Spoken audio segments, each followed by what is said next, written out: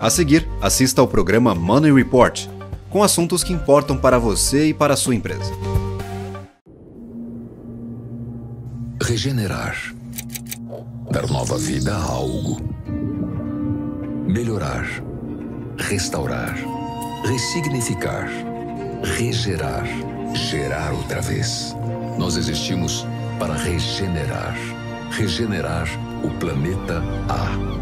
Porque não existe planeta B. Ambipar. A líder em gestão ambiental. BNC News. Informação que gera valor.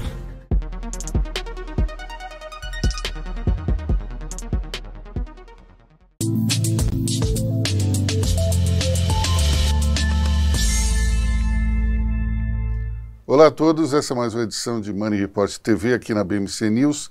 Nós hoje temos um programa muito especial com 3 convidados incríveis e vamos falar sobre educação, tecnologia e também empreendedorismo.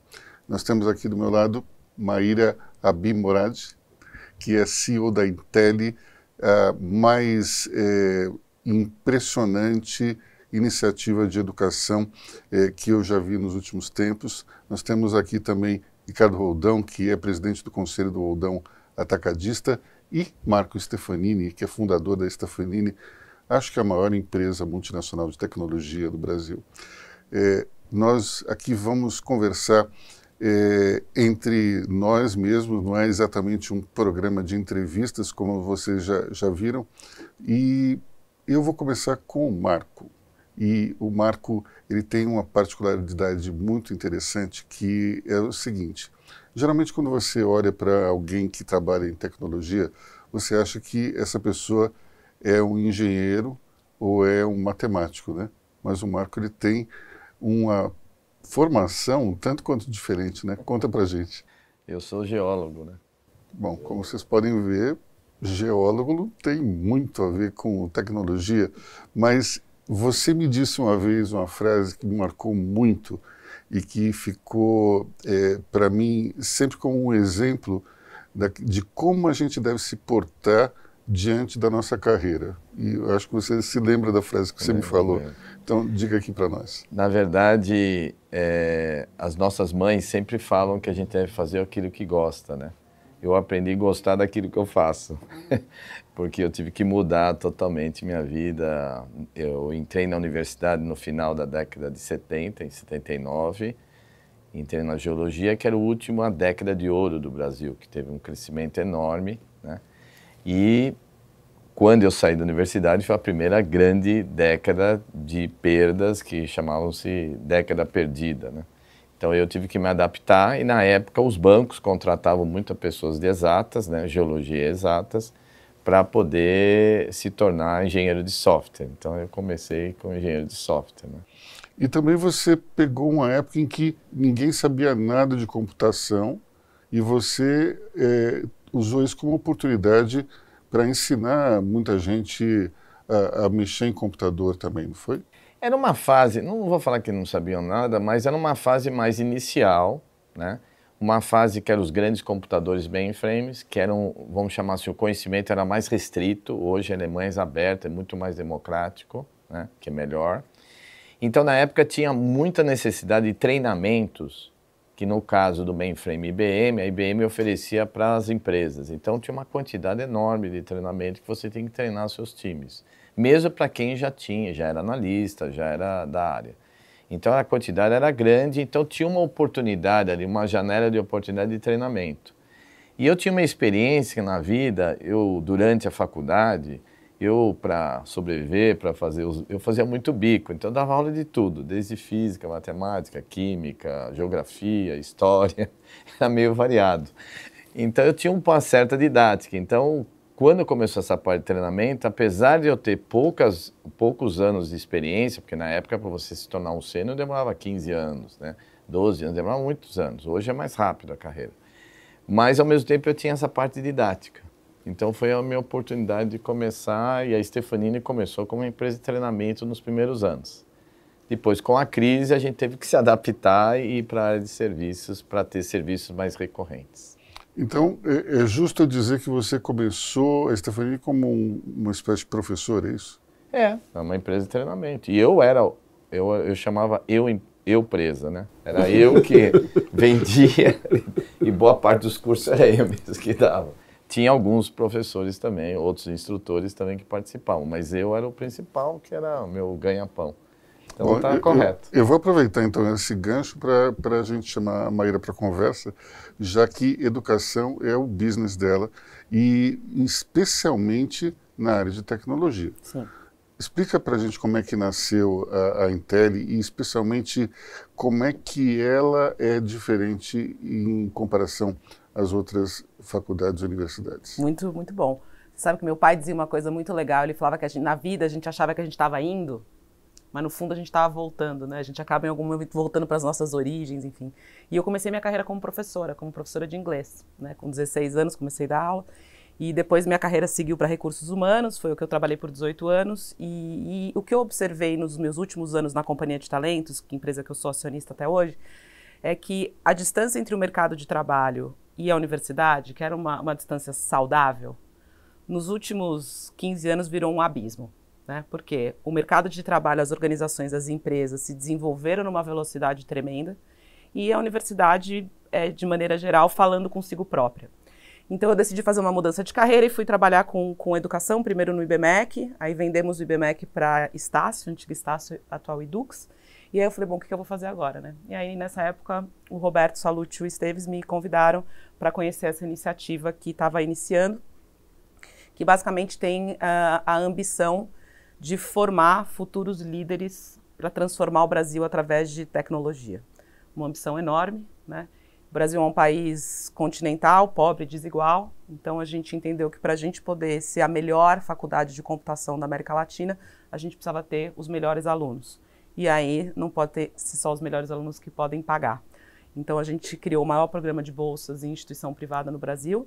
Essa é a primeira coisa que torna o Intelli diferente, porque metade dos alunos pagam mensalidade normalmente e a outra metade vem de famílias, alunos talentosos do Brasil todo, que vêm de famílias, né, que não tiveram privilégios socioeconômicos e acessam a educação por mérito, passam no processo seletivo. Todo mundo que passa na primeira lista, com ou sem dinheiro, estuda com a gente. Essa é a primeira coisa.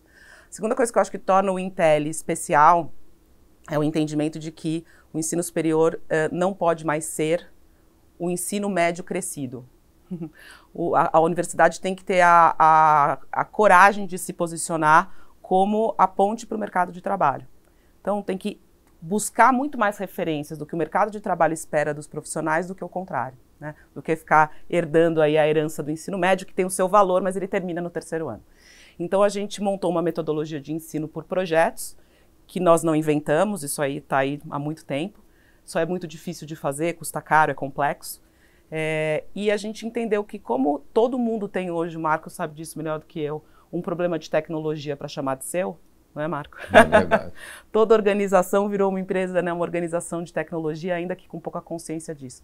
Então a gente falou, bom, vamos aproveitar isso e resolver problemas reais. Então a gente conecta esses projetos que estão no currículo com problemas reais de ONGs, grandes empresas, pequenas, médias, governo, e aí os alunos trabalham solucionando esses problemas através de protótipos de tecnologia.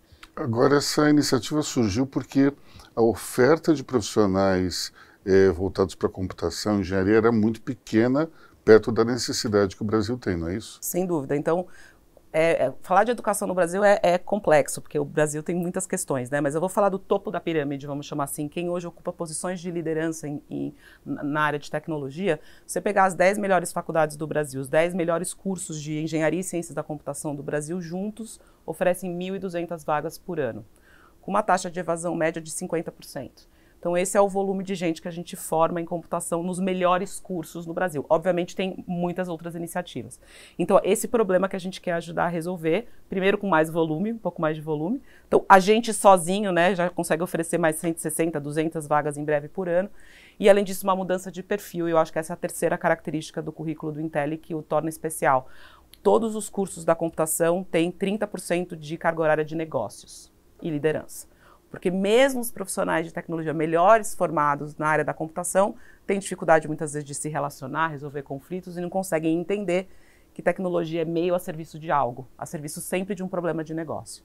Então a gente incorporou competências de negócios no currículo. Roldão, você tem essa percepção também? É difícil contratar profissionais da área de tecnologia?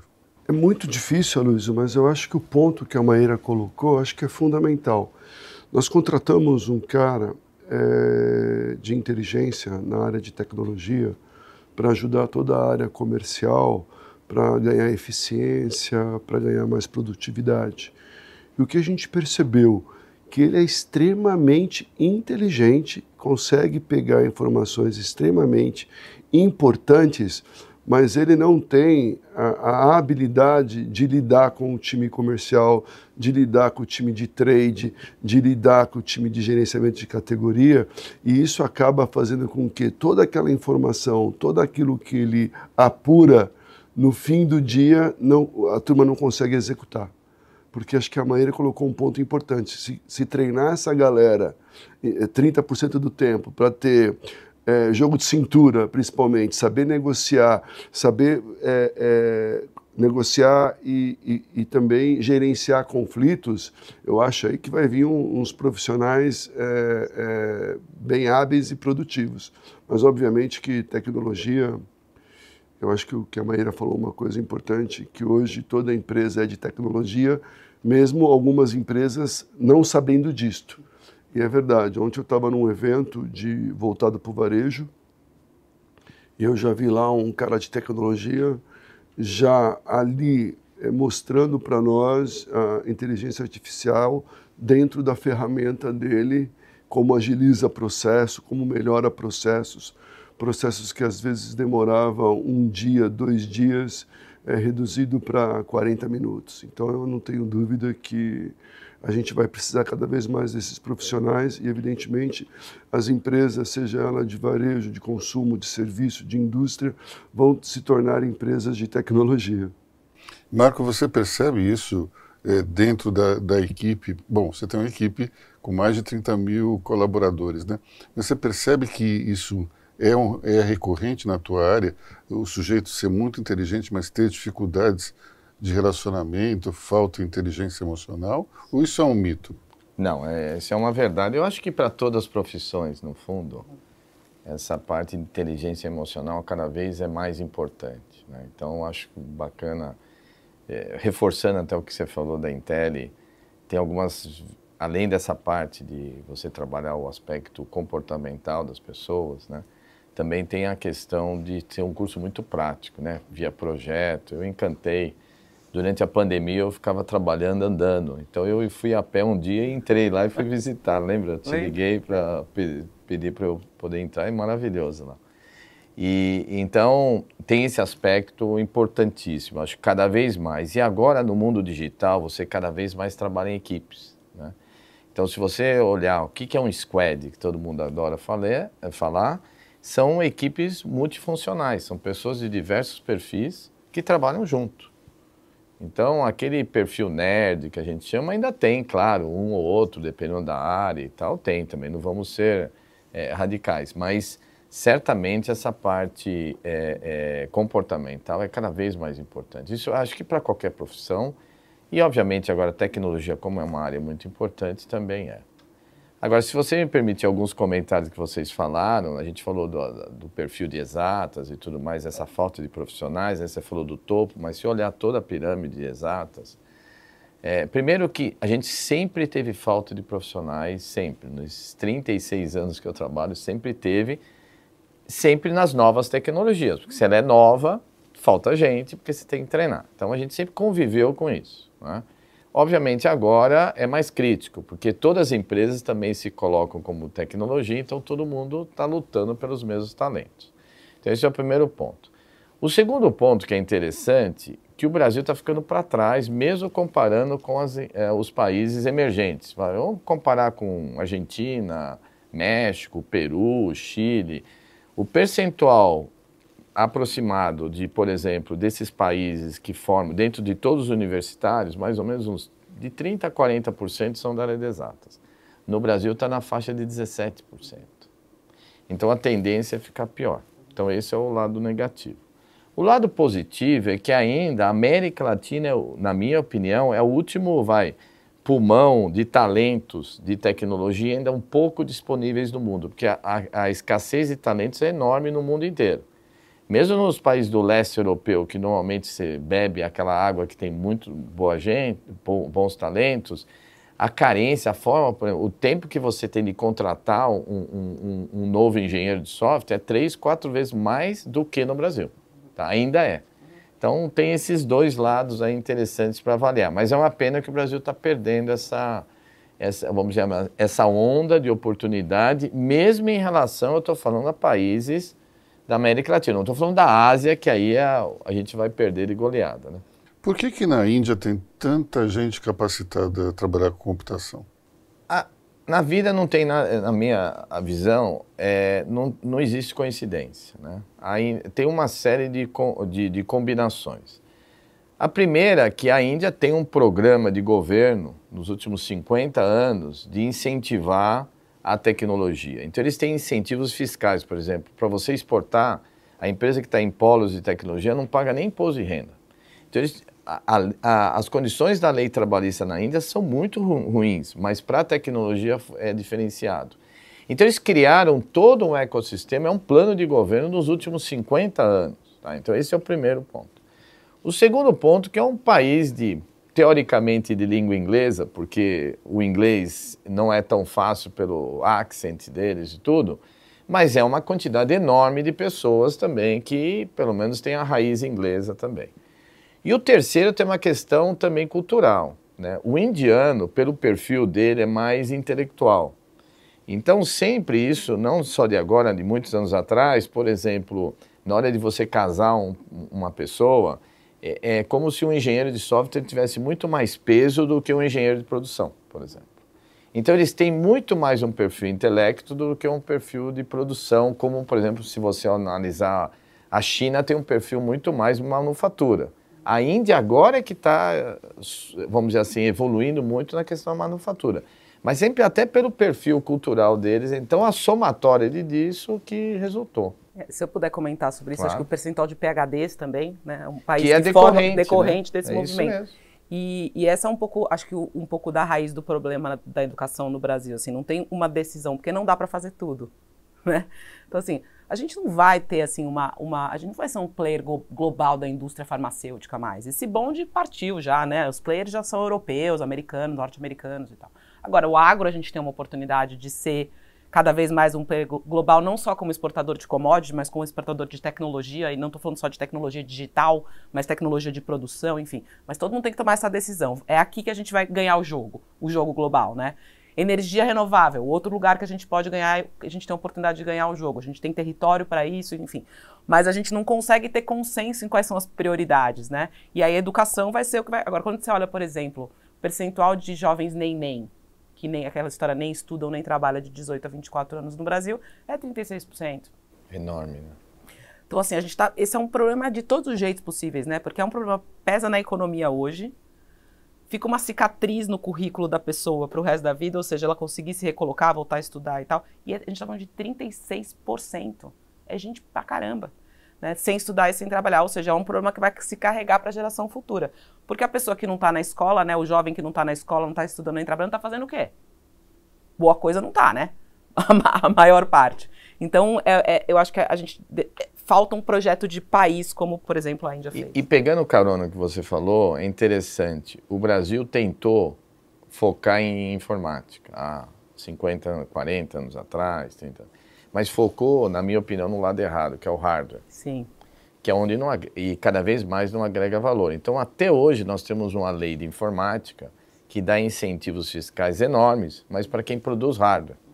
Para quem produz conhecimento, que é serviço, software, não tem nenhum incentivo. Tem a lei do bem, desculpa que aí serve para todos, né?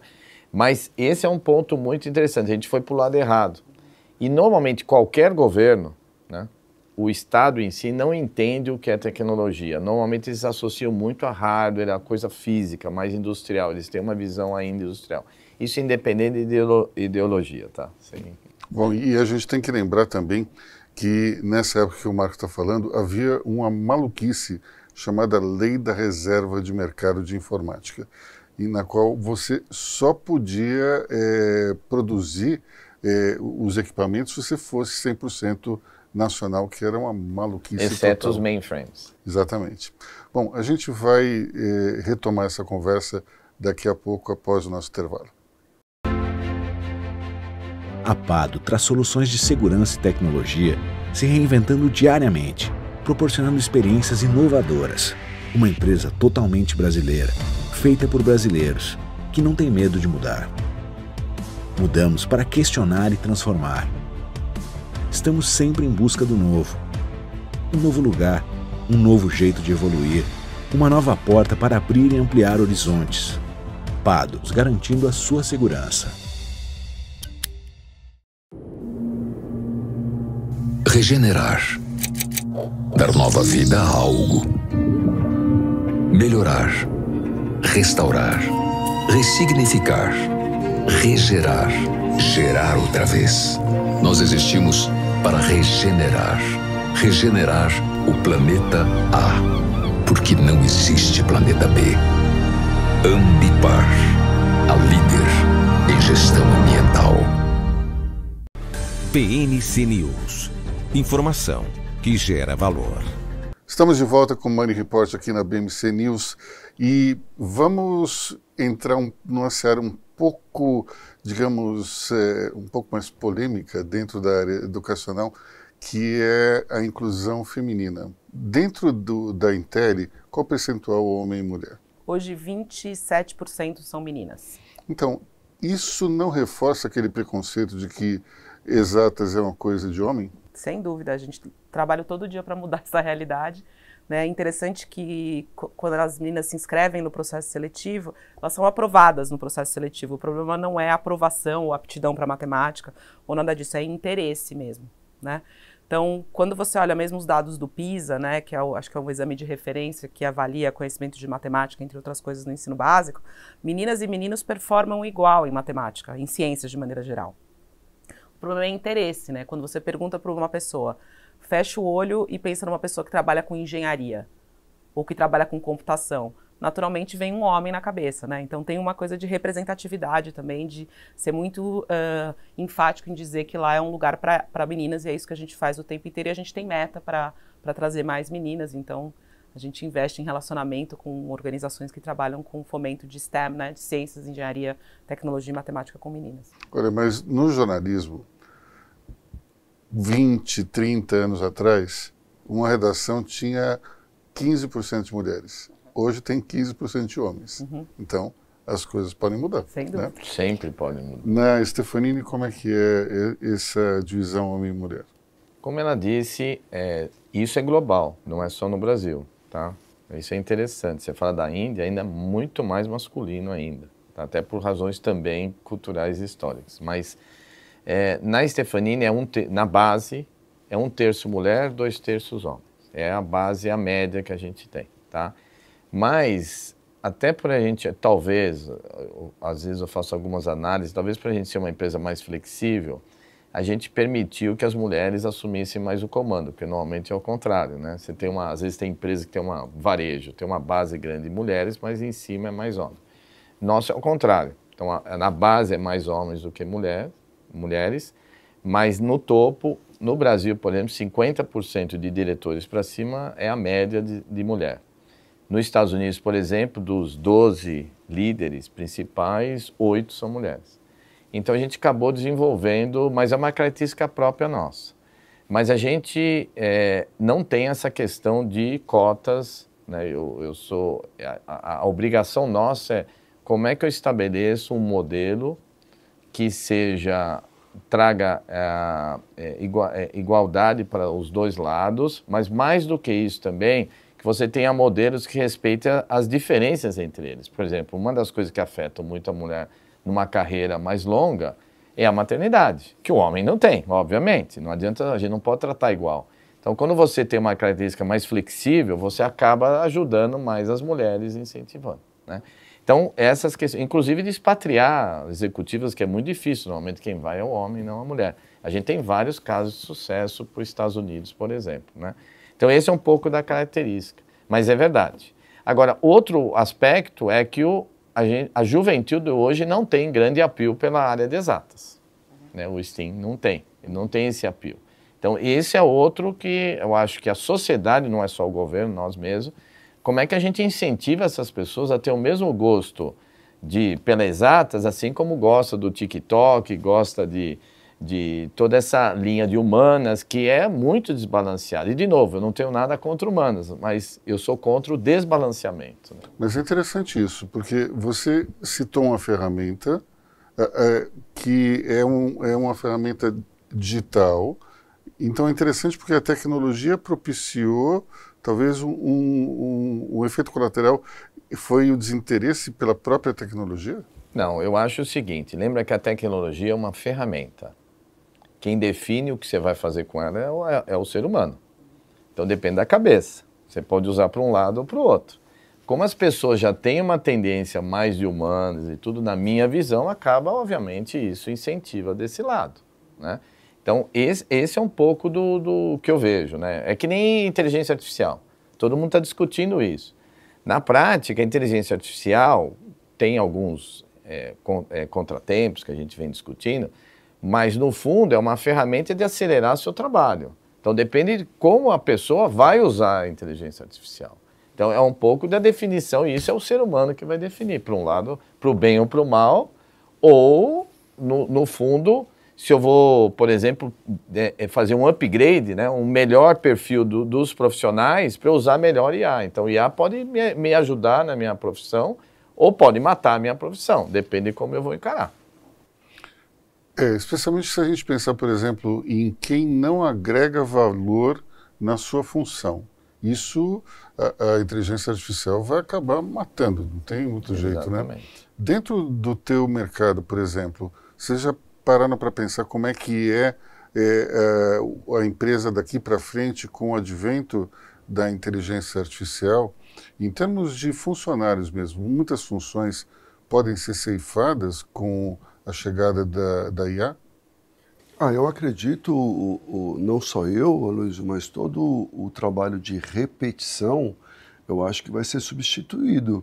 Agora, obviamente que questão de atendimento, abastecimento, questões operacionais, eu acho que vai demorar um pouco mais, mas quando você fala de ferramentas de CRM, por exemplo, onde você estuda o comportamento daquele cliente, o que ele compra, quantas vezes ele se abastece, etc., isso aí provavelmente já está sendo feito por inteligência artificial. E em relação, que eu acho interessante esse tema de mulheres, a gente respondeu uma pesquisa do Varejo Nacional que, além da questão do gênero, também teve a questão da raça, né? E foi surpreendente os números do Roldão, que a gente tem 52% da nossa base são mulheres e 57, 8% se consideraram pretos ou pardos. Então foi bastante interessante isso. E em relação à nossa liderança, a gente tem muitas mulheres na liderança. Eu acho que está bem equilibrado, até mesmo na diretoria e no nível abaixo, no nível gerencial também, está bem equilibrada essa questão de homem e mulher. Mas na sua casa, os homens estão em minoria, né? Total, lá quem domina são as mulheres, porque são 3 filhas, né? Mais a Fone, que você conhece bem, e quem está ali defendendo a ala masculina é eu e o João Ricardo. Você sabe que interessante esse ponto que o Rodão está falando, e voltando ao ponto do Marco também, assim, problema complexo não tem solução simples, acho que todo mundo concorda com isso, né? Então, se você tivesse que fazer uma política pública, tá, para que tivesse maior impacto em educação, seria uma política pública para desenvolver competências de pensamento computacional, vou chamar assim, que passa por mundo digital, cultura digital e pensamento computacional, mesmo capacidade de abstração, ver padrões, resolver problemas, para meninas. Essa seria a política pública que eu faria. Por quê? Porque quando a mãe faz ensino superior de uma família, quando a mãe faz, aumenta em mais de 20 vezes a chance da próxima geração fazer ensino superior. Por várias razões. A primeira é porque ela tem filho no tempo certo. Né? Porque ela está estudando, está fazendo faculdade, não vai engravidar muitas vezes antes da hora, está se preparando, né, está ambicionando um futuro e está se preparando para estudar. Quando ela estuda e ela vê o valor do estudo, a chance do filho fazer ensino superior é maior. Então, assim, de novo, não resolve todos os problemas, né? Mas se eu tivesse que fazer uma política pública, seria essa. Se eu só tivesse uma bala, né? Como a gente brinca, uma bala de prata, esse seria o tiro que eu daria. Essa é fantástica, né? Porque realmente... E a mãe é que mais influencia na educação dos filhos, ela é que mais convive, pelo menos antes, né? Agora Sim. O mundo está mudando um pouco. Olha, mas na minha família tem um exemplo muito forte disso aí. A minha mãe, ela foi, talvez... quando ela entrou na faculdade nos anos 50, ela, na faculdade inteira, na Universidade Federal de Pernambuco, tinha 3 mulheres. Ela e mais 2, na faculdade inteira. E ela se casou relativamente tarde para os padrões da época, que ela se casou com 26 anos. Naquela época se casava, acho que com 19, 18, enfim. Mas o interessante é que ela é a irmã mais velha, nenhum dos irmãos fez faculdade, mas as irmãs todas fizeram. Então é interessante como você tem essa capacidade de inspirar uma mulher inspirando outra mulher. Aliás, você falou numa... Opa, fala. E como quebra esse ciclo geracional, né? Onde a gente sabe que na nossa pirâmide a base é muitas vezes feita de pessoas, mulheres que não estudaram. Eu tenho até uma coisa engraçada, Luiz, que quando eu acabei o colegial, que agora você falou que é fundamental, né? Não, ensino médio. Ensino médio. E eu já trabalhava com meu pai, né? Aí meu pai, pô, filho, que bom, agora se acabou, né? Agora vamos só no trabalho. Eu falei, não, pai, eu vou fazer faculdade. Ele falou para mim, mas, Ricardo, você vai fazer faculdade para vender linguiça? Eu respondi para ele, você é um vendedor de linguiça estudado. Tanto é que eu acho que eu quebro um pouco essa questão geracional, porque quando eu olho para os meus filhos, para os meus sobrinhos, todos são, ou são formados já, ou estão em fase de formação a nível superior. Minha filha agora já está fazendo pós-graduação. Você vê que muda um ciclo de imigrantes portugueses, e aí você pode falar que são imigrantes nordestinos, que são imigrantes... Você quebra um ciclo. Eu acho que isso que a Maíra falou é fundamental, é quebrar o ciclo, porque justamente uma pessoa que não estuda, ela não sabe o valor que significa aquilo, e ela vai continuar achando que o trabalho braçal, ou ela até mesmo continuar a ser uma empregada doméstica, ou trabalhar num trabalho mal remunerado porque não tem uma formação adequada. Eu vou aproveitar esse gancho e pedir para que você conte para a gente uma história, que é aquela quando você já estava na faculdade e que você sugeriu para o seu pai que aumentasse a venda, não sei se era de queijo ou de linguiça, e que você fez uma conta e no sentido de aumentar as vendas. Lembra disso? Ah, sim, sim. Não, na minha cabeça, desde moleque, se eu vendo uma água dessa, eu ganho R$1, e se eu vender 1000 águas dessa, eu vou ganhar R$1000. Minha cabeça sempre foi essa, né, de crescimento, de aumento de venda. E teve um episódio com meu pai que ele queria, na época, as pessoas estavam comprando casa em Alphaville, etc., só que eu ainda não tinha uma empresa, uma sede, porque a sede da empresa era na lavanderia da minha mãe. Ali foi o primeiro conflito com ele. Eu falei, olha, casa para morar eu já tenho, meu amigo, a gente precisa criar uma empresa. E aí que os muitos embates que eu tive com meu pai, que acho que foram fundamentais, acho que deve ter embates entre pai e filhos, diferença de pensamento, porque hoje eu escuto muito em relação a isso os meus filhos, né? Para saber o ponto de vista dele, e muitas das vezes metade eles estão certo, metade eu estou certo. Então, quer dizer, está dando um equilíbrio. E o que não está certo de um lado ou do outro chega num consenso. Mas quem decide quem está certo e quem está errado é a fome? Ela é a juíza de paz. A gente faz um colegiado lá em casa. Bom, isso é muito mais democrático do que na maior parte das empresas familiares, né? Ah, com certeza. Mas e nessa época em que você tinha essas discussões com o seu pai, como é que era para convencê-lo de que você estava certo na questão da expansão? Ele viu o resultado, né? Aí eu me lembro bem, quando eu já era bem mais velho, devia ter uns 18 anos. Eu falei para ele, pai, eu vou fazer isso aqui. Acho que com 18, 19 anos ele começou a responder para mim, o que você fizer está bem feito. Que é um problema isso, né? O que você fizer está bem feito. Porque primeiro ele passa toda a responsabilidade para você. Fala, o que você fizer está bem feito. E também passa toda a confiança que ele tem em você. Então, acho que chegou um ponto ali, eu e meu pai, que foi bem vitorioso, foi bem vitoriosa essa relação. Bom, a gente vai aproveitar aqui esse break para fazer mais um intervalo e a gente volta daqui a pouco. A Pado traz soluções de segurança e tecnologia se reinventando diariamente, proporcionando experiências inovadoras.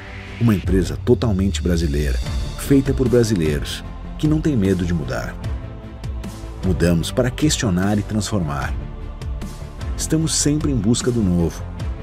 Um novo lugar, um novo jeito de evoluir, uma nova porta para abrir e ampliar horizontes. Pado, garantindo a sua segurança. Regenerar. Dar nova vida a algo. Melhorar, restaurar, ressignificar, regerar, gerar outra vez. Nós existimos para regenerar. Regenerar o planeta A, porque não existe planeta B. Ambipar, a líder em gestão ambiental. PNC News. Informação que gera valor. Estamos de volta com o Money Report aqui na BMC News e enquanto a gente estava no intervalo, rolou uma conversa aqui paralela na qual eu descobri uma coisa interessantíssima que eu não sabia, que a mãe da Mayra tem um açougue e provavelmente o pai do Roldão vendeu linguiça para a mãe dele. Vamos lá, conta pra gente como é que é a história do empreendedorismo na tua família. O empreendedorismo, meu avô chegava em casa todo dia, né, e dizia, hoje ganhei meu dia honestamente. E aí foi nessa toada que eu aprendi a ser trabalhadora e a ser empreendedora também. Então, meus avós abriram um açougue em Santo Amaro, que é de onde eu sou, desde 1950, e depois esse açougue, que era de rua, foi para o Mercado Municipal de Santo Amaro e está lá até hoje, e aí passou dos meus avós para minha mãe, mas eu e o meu irmão não quiseram seguir, né, o negócio familiar. Meu irmão é psicólogo, trabalha com psicologia, e eu trabalho com educação, como a gente já falou. Então eu arrumei um sócio amigo meu, um sócio jovem para minha mãe, que minha mãe já está com 70 anos, está querendo, né, desacelerar um pouco, mas está lá, o açougue está lá, firme e forte, e funcionando até hoje o nosso pequeno empreendimento familiar, que me educou o meu irmão. Tenho muito orgulho de ser filha de pais comerciantes, de avô açougueiro, com muito orgulho que me trouxe até aqui. Rodão, será que seu pai vendeu linguiça para a mãe da Mayra? Eu não sei, mas eu quero encontrar a mãe da Mayra e agradecer, porque ela faz parte da base do crescimento do Roldão. Então eu preciso agradecê-la. Vou marcar um almoço lá, Mayra. Vamos marcar, tá combinado, quando você quiser.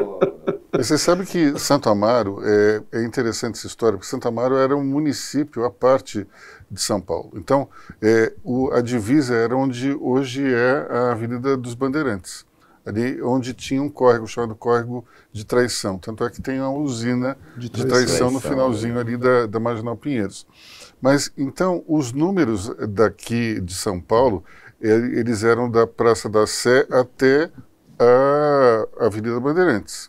Só que do lado de lá era o contrário, era do Largo 13 para a Avenida Bandeirantes. Então isso só foi resolvido quando o Jânio Quadros foi prefeito, porque ele morava numa das ruas do Brooklyn.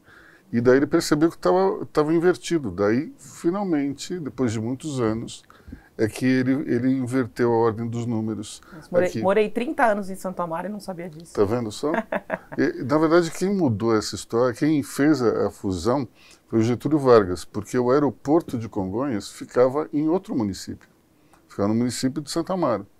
Então, ele achava importante que o aeroporto tivesse dentro do município de São Paulo, para que não houvesse algum tipo de confusão institucional, digamos Vou assim. te provocar então, Luiz, com o seu conhecimento sobre São Paulo. Diógenes Ribeiro de Lima é conhecida como? Rua da Boiada, é isso? Estrada da Boiada. Que os bois daquela região, de toda aquela região de São Paulo, eles iam pela Estrada da Boiada até o Matadouro em Santa Amaro. Então, mas você sabe que tinha outro matadouro também e na Vila Mariana. Tanto é que a minha rua aqui pertinho, o nome dela original era Rua do Gado, porque eles vinham pela Renato Paz de Barros, atravessavam a Santa Amaro, pegavam essa rua, atravessavam o Ibirapuera e iam para a Vila Mariana. Agora, uma parte da boiada ia para os matadores de Santa Amaro também. Aqui eles faziam exatamente onde a gente está gravando. Fazia a seleção do Angus com o normal, fazia a divisão. Estou amando isso aqui, essa história toda, estou aprendendo muito. O Marco, já que a gente está falando de empreendedorismo, como é que foram esses primeiros anos aí, na qual você tinha que ser, como é que você falou? Eu presa. Como é que foi esses primeiros anos de eu presa? Porque você é a Graça que estavam tocando tudo. Como é que era tudo isso em torno do desafio de melhorar de vida, de criar uma empresa, de criar um conceito, um propósito? Conta pra gente. É interessante. Eu acho que quando você começa um negócio, principalmente naquela época, falar a verdade, a gente tinha um quesito de sobrevivência, né? De pagar a conta no outro mês. Não tinha... Hoje até é muito bacana essa visão de propósito e tudo, mas na época a gente não tinha essa visão, né?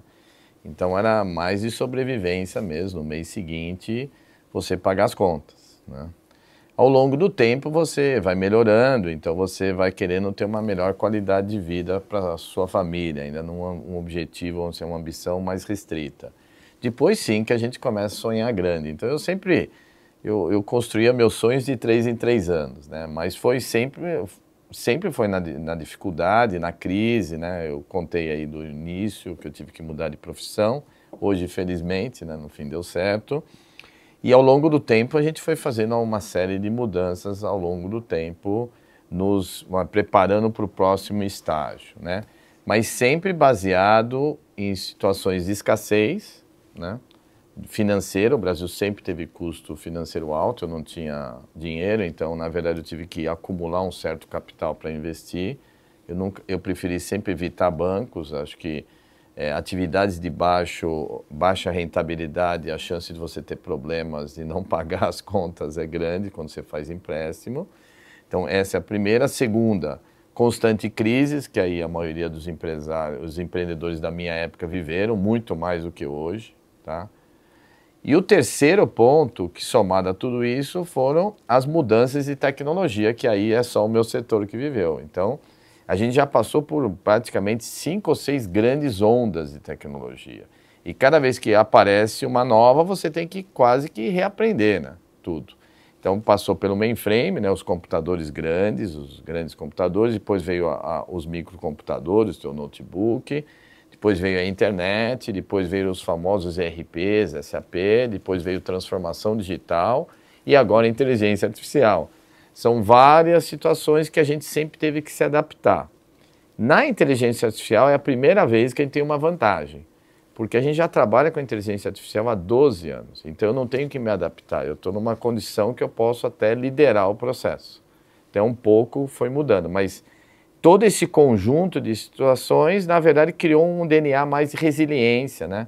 Até você conhece lá o meu filho, lá, o meu livro, né? O Filho da Crise, que realmente sempre... A crise, no fundo, construiu o nosso DNA da empresa, né? Agora, como é que é você apostar, investir, conhecer profundamente uma tecnologia e, de repente, muda tudo e você tem que deixar para o lado? Eu lembro uma vez que eu conheci um sujeito e daí me apresentaram, esse aqui é o fulano, ele é uma das maiores autoridades em COBOL. E hoje COBOL não serve para nada, né? Então, como é que é isso? De repente você abraçou uma tecnologia, conheceu, virou especialista e de repente você tem que deixar ela de lado. 2 aspectos interessantes. Primeiro, você tem que criar uma capacidade uma flexibilidade enorme para você se adaptar e conhecer o novo. E cada vez que tem esse ciclo, morre um monte de empresa, né? Vários competidores meus foram morrendo ao longo do tempo. Então essa é a primeira característica, você tem que correr atrás que realmente toda a sua ferramental muda, né? Mas o segundo ponto é interessante, que as empresas elas continuam tendo legados. Então essa experiência que você vai acumulando, ela é válida também, porque você tem que integrar o novo com o antigo. Então você comentou do COBOL, até hoje a maioria dos grandes sistemas de bancos são todos em COBOL. Inclusive a gente tem muitas vezes escolas de formação de COBOL para atender não só no Brasil como fora. Os grandes bancos mundiais, ainda todos os sistemas são em COBOL. Eles construíram uma interface muito bom do ponto de vista digital, mas o back lá ainda é o velho COBOL ou até às vezes Assembler. Então, o que acontece? Ou outras linguagens mais antigas. Então, essa combinação, essa convivência entre várias tecnologias, isso sempre foi uma vantagem nossa. Isso é muito importante, porque você convive com a anterior. E, na verdade, também, quando sempre vem a nova tecnologia, sempre tem aquele boom falando que vai matar todos os demais. Isso não é verdade. Ela soma, agrega muito valor, mas ela soma, ela não mata o anterior. Ela substitui em parte. Então tem esse prós e contras que a gente tem que trabalhar, né? Mirar sempre o meio copo cheio. Vocês têm alguma disciplina flashback dentro da Intel? A gente não se organiza por disciplinas, né? A gente se organiza por projetos. Então, isso nos dá uma permeabilidade, vamos chamar assim, com o mercado enorme. Porque quando a gente vai, vamos imaginar que a gente vai fazer um projeto com o Roldão. Ele vai contar pra gente a demanda que ele tem. Às vezes são coisas que a gente já sabe que são importantes, outras coisas são novidades pra gente. A gente aprende com isso. Então, acho que o ponto da universidade, ela tem que ser mais permeável. E a gente construir um modelo que ele é a prova de futuro. Por quê? Porque como eu estou o tempo inteiro falando com o mercado, a gente está ali convivendo. Mas aconteceu recentemente, a gente depositou, estou muito orgulhosa da turma, a gente depositou na semana passada a nossa primeira patente, né? A gente tem nem 2 anos de funcionamento. E a nossa primeira patente foi depositada num método de implementação de ERP, do SAP One, né, do SAP One, que é aquela versão do SAP para pequenas e médias empresas, em que um grupo de 40 alunos implementou e imprimiu uma nota fiscal em 10 semanas.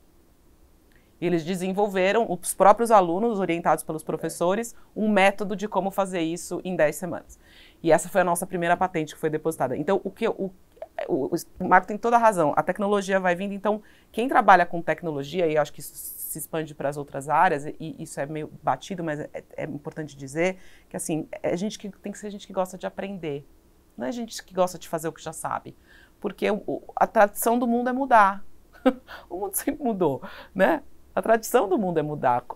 Pensa como seu pai fazia negócio lá atrás, pensa o que é o Roldão hoje, do que ele já foi lá na lavanderia da sua mãe. E eu estou pensando como que vai ser o Roldão de amanhã. Inclusive, mas vou te fazer uma provocação, pega esses 40 alunos aí e também faz aplicar o S4HANA, que a gente está mudando agora ano que vem, também em 10 semanas. Que vou tentar. É um belo desafio lá para o pessoal. Mas de tudo que foi dito aqui, o que me chamou a atenção como empreendedora, Luiz, é a questão da alavancagem, né? Tem um indiano que no livro dele, ele diz que toda empresa pode alavancar até 3 vezes, dependendo do setor, 4 vezes EBITDA a companhia, né? Aí eu quase que mandei um e-mail para ele, ó, isso pode funcionar nos Estados Unidos, na Inglaterra, sei lá onde. Aqui no Brasil eu tive que falar para ele, olha, estava muito frio, eu coloquei o seu livro na lareira, porque queimei o seu livro. Porque o cara no Brasil que se endivida 3, 4 vezes EBITDA está morto. Ainda mais agora com essa questão dos juros. Mas é interessante ouvir vocês falando sobre esse aspecto de tecnologia que eu não tinha a mínima ideia, que não sobrepõe, apoia. E a Maíra com esse desafio aí. Porque a Pietra, no INSPER também, ela está fazendo um projeto para uma farmacêutica de como diminuir o ciclo eles chamam de... que é um novo remédio. De desenvolvimento de um novo remédio. Que tem um nome lá, que eu esqueci. Que aí é de 4 a 5 anos. Então, um projeto dentro do INSPER para diminuir para 3 anos, 2 anos e meio. Eu acho incrível isso. Eu acho que isso ajuda muito o aluno e já coloca ele em conexão com as grandes empresas. E se a gente parar para pensar, a pandemia, né, assim como as guerras, que são horríveis, né, tem milhares de impactos negativos, elas também, todo bom empreendedor vê oportunidade em tudo, né, de enxergar, como a gente falou, o copo meio cheio. Então, muitas coisas se desenvolveram na pandemia e a velocidade, por exemplo, de desenvolvimento de vacina foi uma delas, né? Então, acho que a gente tem que ganhar, e desenvolvimento de vacinas todas com muito aporte tecnológico, né? Muito mais biotecnologia do que farmácia, vamos chamar assim, ou medicina, né? Então, acho que biotecnologia é uma fronteira também muito interessante que aí para um outro papo aqui, coloca uma discussão sobre bioética completamente nova para a gente, né? Porque todas essas fases aí que o Marco descreveu eram todas tecnologias do lado de fora do ser humano, vamos chamar assim, né? Agora, cada vez mais a gente está entrando numa fronteira de desenvolvimento de tecnologia que está da porta para dentro do ser humano, né? Desde manipulação genética, enfim, mil coisas aí muito... A própria transformação digital, né, durante a pandemia deu um boom. Sem dúvida. É que, na verdade, é o seguinte, na transformação digital, boa parte da tecnologia já estava pronta, né? É que o ser humano tem uma tendência a se acomodar quando você está em bons momentos, né? Então, quando você tira o ser humano da zona de conforto, aí que sai... Por isso que eu falo da nossa história de resiliência, um pouco do perfil empreendedor do brasileiro, ou mesmo de um latino, de um argentino, por exemplo, que ainda é um ambiente mais desafiador que o nosso e tem mais empreendedores lá. O ambiente te traz muito, né? Você fala da imigração portuguesa, mesmo italiano, árabe, que trouxeram tanto empreendedorismo para o Brasil. Quando você vai para esses países hoje, Itália e Portugal, são países opostos, né? Pessoas acomodadas, a geração neném na Itália é pior ainda. Então, é um ecossistema, né? Então, tem essa oportunidade que o Brasil, às vezes, oferece, não da melhor maneira, que é você criar resiliência pela dificuldade. A dificuldade é que constrói as pessoas, né? Eu acredito nisso. Aquela história dos tempos difíceis, homens fortes. Exatamente. Eu adoro esse vídeo, eu sempre mostro. Para mim é isso, quer dizer... Os incentivos têm que estar alinhados, né? E muitas vezes os incentivos não estão alinhados, né? E a escassez, eu acho que essa é uma questão da nova geração que eu vejo, né? Eu lembro que quando eu tinha 18 anos, eu ficava esperando sair a revista Capricho. Lembra da revista Capricho? Aí eu abria a revista Capricho e via lá uma calça jeans e um batom que eu queria comprar. E eu pedia para minha mãe não tinha dinheiro, enfim. E aí eu ficava juntando minha mesada para comprar o batom ou a calça jeans, né? Agora você imagina, hoje em dia, né? Você abre ali...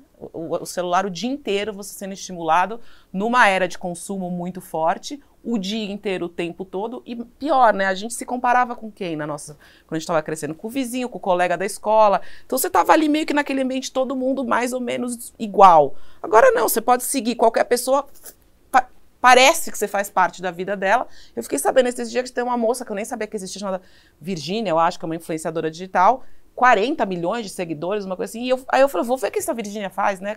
Nada contra a Virgínia, você, nada. A Virgínia é a vida dela ali, ela com o filho dela, o cachorro dela, ela dá papinha pro filho e tal. E 40 milhões de pessoas assistem a Virgínia vivendo a vida. É fascinante, né? Porque... Praticamente aquele filme Show de Truman, né? Praticamente o Show Mas de tem Truman. um ponto aí complicado, que você cria uma imagem que tudo funciona muito bem, né? E que tudo é fácil. Tudo é fácil e todo mundo, e só você aí... Esse é um dos problemas que a gente tem de redes sociais. Por isso que eu falei, tudo depende de como você usa a tecnologia. Tem até uma geração de empresários que nas redes sociais mostra que parece que tudo é fácil, né? Nos seus helicópteros, nos seus jatos supersônicos. É a mesma coisa, o conceito é igualzinho. E que o cara fala, meu, isso tá errado, entendeu? E na minha época, meu único desejo maior... Meu único desejo maior era ou um quichute novo ou uma havaiana, porque a minha, eu já tinha que colocar um araminho que já tinha desgastado o pluguezinho, entendeu? É totalmente diferente. Mas é o mesmo conceito, é o mesmo conceito. E esse conceito de sermos espartanos, de sermos racionais, que muitas vezes é confundido, né? Pô, os caras são um pão duro, mas não é isso. Quem vem de uma época difícil, quem vem de uma época de sobrevivência, sabe o que é isso. Eu chamo de empreendedor raiz. Né? Raiz, totalmente raiz. Aquele empreendedor que né? Não é o empreendedor do propósito hoje, vamos ver para onde eu vou. Não, eu acho que o propósito é bem legal. Não, eu é acho muito. que ele traz um sentido muito bacana. O detalhe é como é que é o equilíbrio, né? Muita escassez não produz nada também, você não consegue fazer nada. Agora, abundância, do outro lado, também ele induz a comportamentos mais complicados. Se a gente conseguir juntar, né, Claro. Marcos, o propósito com a resiliência, com Escassez, o fato de escassez e com o fato de também sentir um pouco de dor, né? Tinha um amigo meu que falava, você precisa educar o filho com um pouco de fome e com um pouco de frio. Porque se estiver sempre quentinho, de barriga cheia, meu amigo, ele não vai se movimentar muito, não. É isso aí. Então é isso, acho Antes que da gente tem começar, a gente várias estava falando lições. sobre filosofia e matemática aqui, né? O Marco falou que não gostava de filosofia, maior filósofo, olha aí. Eu vou aproveitar então esse momento filosofia para encerrar o programa, infelizmente. Mas lembrando de um detalhe que é o seguinte: além de tudo isso, aqui no Brasil, a gente tem essa resiliência, esse empreendedorismo, essa capacidade criativa, mas sempre fazendo com pouco. Pode perceber, a gente é sempre treinado para gastar pouco aqui. Porque a gente sabe que se gastar muito, ou a gente não vai ter dinheiro, ou então a chefia não vai aprovar. Então, por isso, a gente está acostumado a fazer tudo com pouco, como, aliás, a gente está fazendo esse programa aqui, né? Então, olha, muito obrigado a todos pela presença, pela discussão, pela conversa. E muito obrigado a você que está aí nos assistindo. Até a próxima quinta-feira. Obrigado, Elis.